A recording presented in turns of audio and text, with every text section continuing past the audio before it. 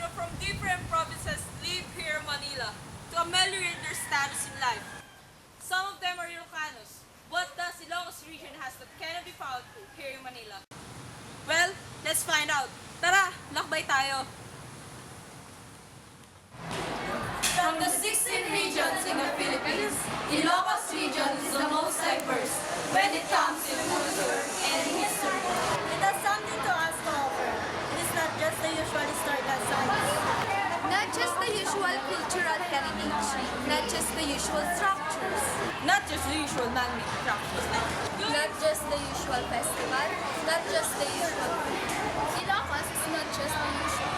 In Ilocos, you can feel what it means to be home.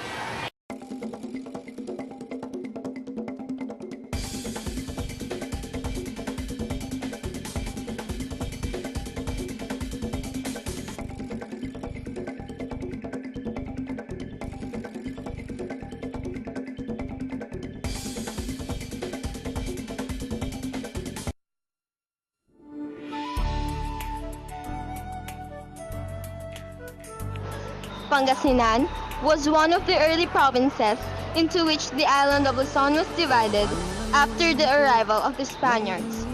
Pangasinan was then formally created as a province by Governor General Ronquillo de Penalosa in 1850. The term Pangasinan means the place where salt is made, owing to the rich and fine salt beds which were the prime source of livelihood for the province's coastal towns. Tara na, biyahe tayo, kasama ang pamilya bata. Pangasinan's current climate is perfect. The current census figures place the population at 3,803,890,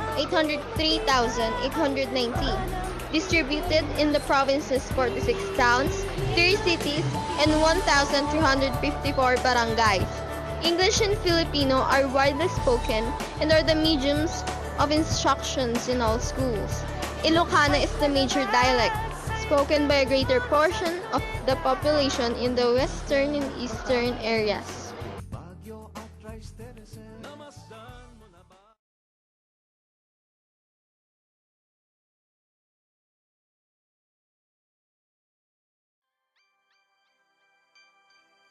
Yeah. Welcome to La Union, the surfing capital of the North. At hindi lang yun, marami pa kayong matutuklasan sa probinsya namin. Kaya, biyahe na! Sulit ang biyahe kong ito, sulit ang biyahe ko. Napuno ng itit saya ang aking biyaheng tungong La Union. Sulit ang biyahe kong ito, sulit ang biyahe ko.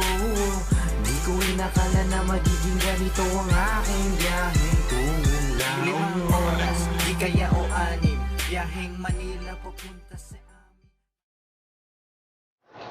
La Union situated on the northwestern coast of Luzon.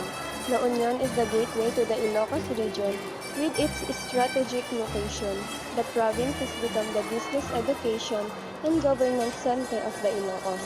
Not only is La Union the region's center for trade, but also of religious devotees who flock to one of the country's popular pilgrimage destinations, especially during Lent. La Union are usually known as surfing of the North. Ilocano is the common dialect. The residents of the coastal barangay of Santa Tomas and Rosario also speak Pangasinense, while the cultural communities in the town bordering the Cordillera speak Ibaloy or Cantonese. English and Filipino remain as basic tools of instruction in schools. Agriculture remains to be primary industry. Cottage industries are blanket weaving, basketry, bamboo craft, pottery, and broom making. Ilocos Sur. The province of Ilocos Sur is where the Ilocos region's myriad of cultures and histories converge to become a living museum of a spirited past, a national shrine, a national landmark, heritage museums, ancestral houses, period houses, cobblestone streets, They all share spaces in the timeless land of Ilocos Sur. Filipino and English are the basic tools of instruction in schools, while Ilocano is the principal dialect. Kankanay and Itneg are spoken in cultural communities. The people were engaged in farming, producing food crops, mostly rice, corn, vegetable root crops, and fruits. Non-food crops include tobacco, cotton, and tiger grass. Cottage industries include loom weaving, furniture making, jewelry making, ceramics, blacksmithing, and food processing.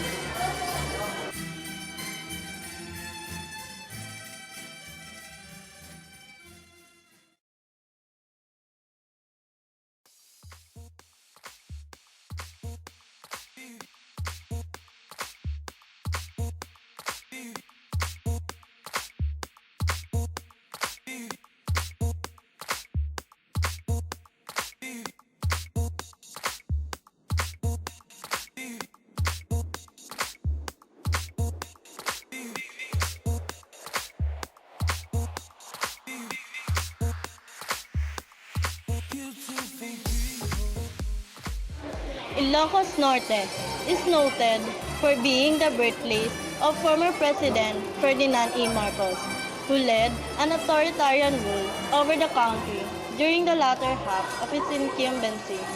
Ilocos Norte is also known as a northern tourist destination, being the location of Pagudpud, the Boracay of the North for its white sands. Fort Ilocandia, an upper-class hotel and beach resort famous among expatriates. Bangi Wind Farm, which supplies the electricity on some places in Ilocos. Napaway Lake, which is home of the Grand Malacanang of the North, for being the largest lake in the province of Ilocos Norte. Napaway Church, with its Baroque architecture, it is inscribed in UNESCO's World Heritage List.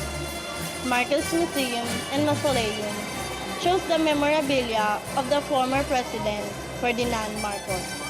This is also where the body of the late President can be found, laid and preserved in a refrigerated crypt. And lastly, the Lawag Sinking Bell Tower.